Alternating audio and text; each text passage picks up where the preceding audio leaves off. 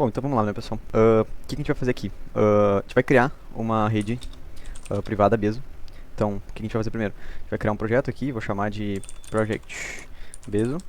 Vou entrar dentro dele. Beleza, vou limpar o meu terminal aqui. O que eu vou fazer agora? Se a gente seguir o tutorial da própria Bezo, o que a gente vai ter lá? A gente vai ter duas instruções, primeiro, né?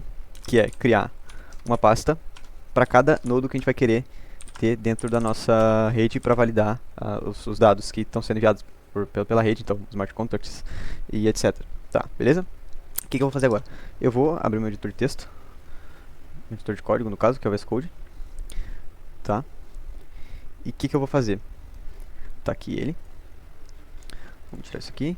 Bom, temos dois nodos aqui. O que eu vou fazer também? Eu vou criar uma pasta data que vai armazenar os dados de cada nodo. Lembrando que isso tudo está no tutorial, certo? O que mais? Eu vou criar um arquivo ibft config file, que é o carinha que vai gerar nossa configuração inicial da rede, que é o nosso Genesis aqui, né? O que a gente tem aqui? Esses caras aqui, eles são os hashes, as chaves privadas das nossas contas.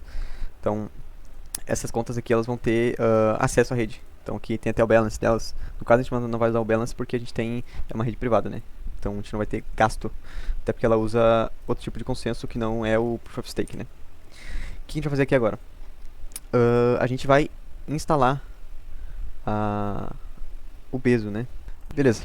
Agora que a gente tem aqui o nosso diretório criado, o que a gente vai ter que fazer agora? Instalar o JDK. A gente vai ter que usar a Bezo para compilar todas essas coisas, para fazer a configuração da rede. Então, a gente vai instalar aqui o JDK.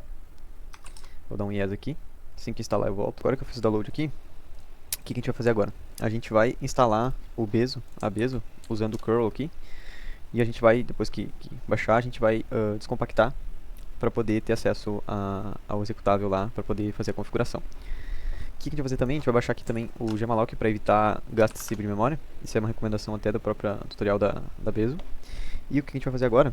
O nosso arquivo compactado, a gente vai usar esse comando aqui para descompactar ele, para poder utilizar o Bezo. Eu já posso dar um rm-rf aqui no bezo.25.1.0.targz. O que eu copiei errado aqui? Aqui. .tar. Aí dentro aqui vou entrar no Bezo. E aí aqui a gente vai ver ali o binário, que vai conter aqui o executável. Aí o que eu vou fazer agora? Eu vou vou voltar lá para a área de trabalho e vou colocar nas variáveis de ambiente o executável do Bezo. Beleza? Eu vou abrir aqui um novo terminal para reiniciar ele.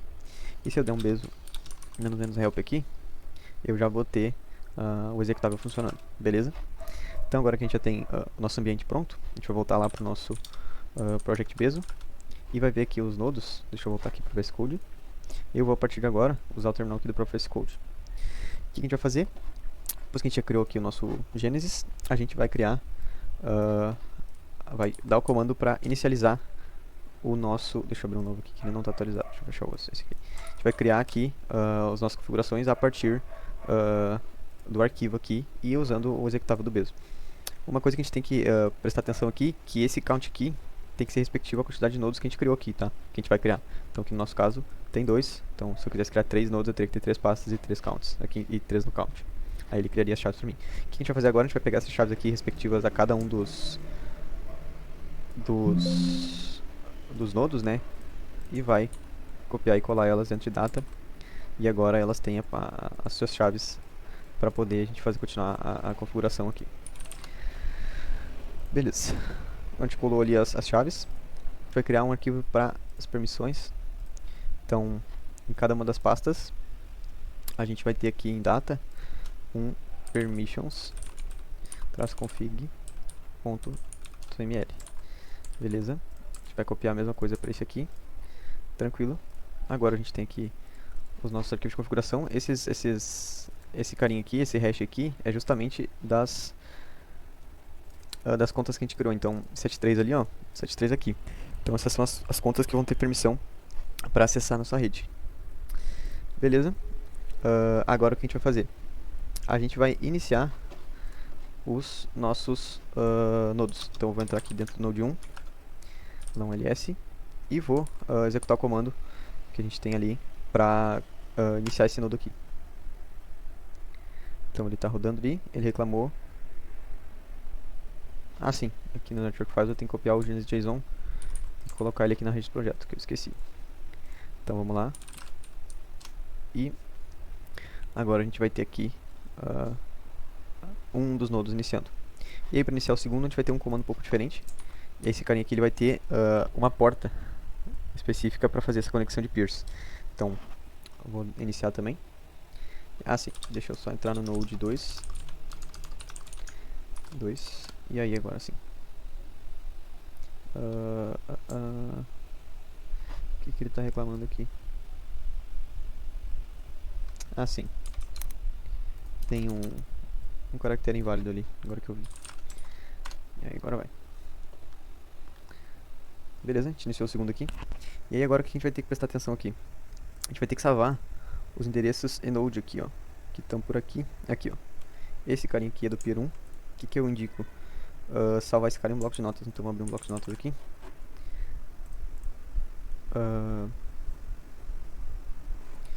Aqui, esse é o node 1.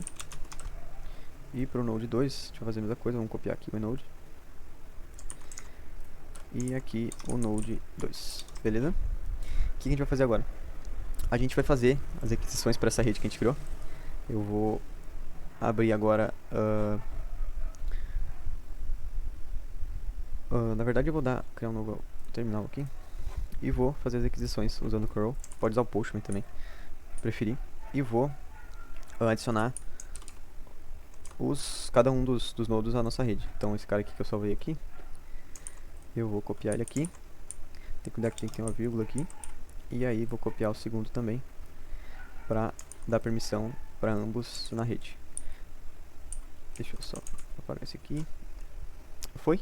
Então a gente tem os nossos... a permissão dada para o nodo 1. O que a gente vai fazer agora? A gente vai fazer a mesma coisa, só que para a porta do nodo 2. Então, deixa eu só... É a mesma coisa, eu só vou 8, 5, 4, 6 aqui. E aí agora a gente tem os dois nodos permitidos na rede. O que a gente pode fazer? A gente pode fazer esse comando aqui. Isso tudo tem no tutorial ali, tá, pessoal? Então vocês podem usar todos os comandos ali. É só copiar e colar. A gente pode ver que os nodos eles já estão permitidos na rede ali, ó. Eu tenho os resultados deles, de cada um deles aqui na resposta da requisição. E aí, agora, a gente vai ter que adicionar uma conexão peer-to-peer entre os nodos. Então, aqui no node 1, eu vou colocar o enode 1, claro, o endereço do node 1. E, então aqui, um detalhe que a gente tem que cuidar, é que esse endereço que eu estou colocando aqui é do node 1, e eu estou fazendo a conexão de peer com a porta do node 2 aqui, ó, 8546. Eu poderia fazer o inverso também, passar aqui o enode da porta do node 2 e passar a porta do node 1. Então, é a mesma coisa. E aí aqui a gente retornou true. A rede então está agora com uma conexão peer-to-peer. Se a gente fizer a requisição para ver quantos peers a gente tem, a gente vai ver aqui que a gente tem um resultado 01 em hexadecimal. Beleza, agora que a gente tem a nossa rede rodando, o que a gente vai fazer? A gente vai criar um smart contract. Então o que eu vou fazer aqui agora? Eu vou eu vou dar um clone no repositório, que vai ter aí no tutorial também. SCH. Beleza, então a gente tem aqui o nosso Project Smart Contracts. A gente vai entrar aqui dentro dele. Beleza, e vou dar um code ponto. E o que a gente vai fazer agora? A gente vai usar esses contratos que a gente tem aqui. A gente vai compilar eles. Deixa eu só dar um npm install para instalar os pacotes. Eu não tenho npm, deixa eu baixar ele aqui rapidinho. Voltando aqui, eu vou instalar o npm.